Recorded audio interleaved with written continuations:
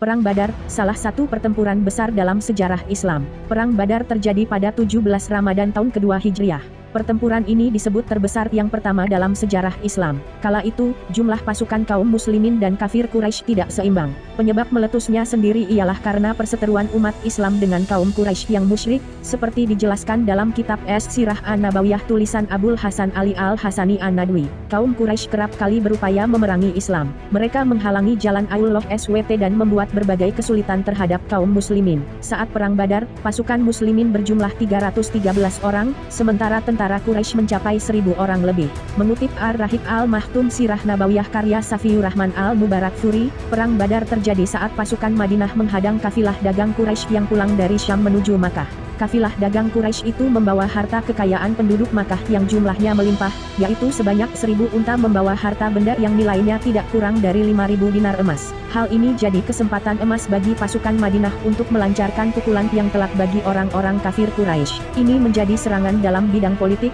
ekonomi, dan militer. Karenanya, Nabi Muhammad SAW mengumumkan kepada orang-orang muslim seraya mengatakan, ini adalah kafilah dagang Quraisy yang membawa harta benda mereka. Hadanglah kafilah itu, semoga Allah SWT memberikan barang rampasan itu kepada kalian. Akhirnya, hal tersebut menyebabkan Perang Badar pecah.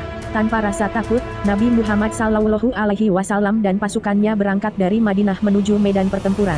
Dengan taktik dan siasat dari Rasulullah SAW, pasukan Islam sampai terlebih dahulu ke mata air Badar. Hal ini menjadi taktik dan siasat bagi pasukan Muslim supaya mereka memiliki cadangan air di tengah lembah gurun Badar. Hingga akhirnya peperangan pun dimulai. Orang pertama yang menjadi korban ialah Al-Aswad bin Abdul Asad Al-Mahzumi. Ia adalah seorang laki-laki yang kasar dan buruk akhlaknya. Ia keluar barisan dan mengancam pasukan muslim. Ia datang untuk merebut mata air dan mengambil air minum. Namun kedatangannya langsung disambut oleh Hamzah bin Abdul Muthalib. Setelah saling berhadapan, Hamzah langsung menebas kaki Al-Aswad di bagian betis hingga putus. Ia pun lalu merangkak dan tercebur ke dalamnya. Tetapi secepat kilat Hamzah berhasil menyerangnya dan membuatnya meninggal dunia. Setelah itu, perang pun pecah dan orang Quraisy kehilangan 3 orang penunggang kuda yang merupakan komando pasukan mereka. Hal itu membuat pasukan Quraisy murka dan menyerang pasukan muslim dengan membabi buta. Di sisi lain, Rasulullah SAW berdoa kepada Allah SWT dan memohon kemenangan, hingga akhirnya Rasulullah SAW dilanda rasa kantuk.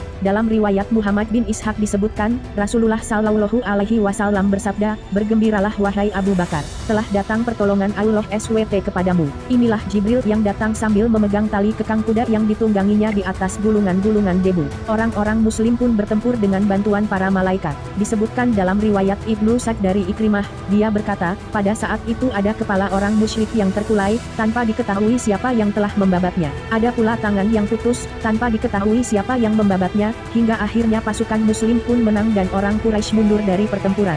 Saking pentingnya Perang Badar, Allah SWT bahkan menamai hari berlangsungnya pertempuran itu dengan Yom Al-Furqan. Maknanya sendiri ialah hari perbedaan.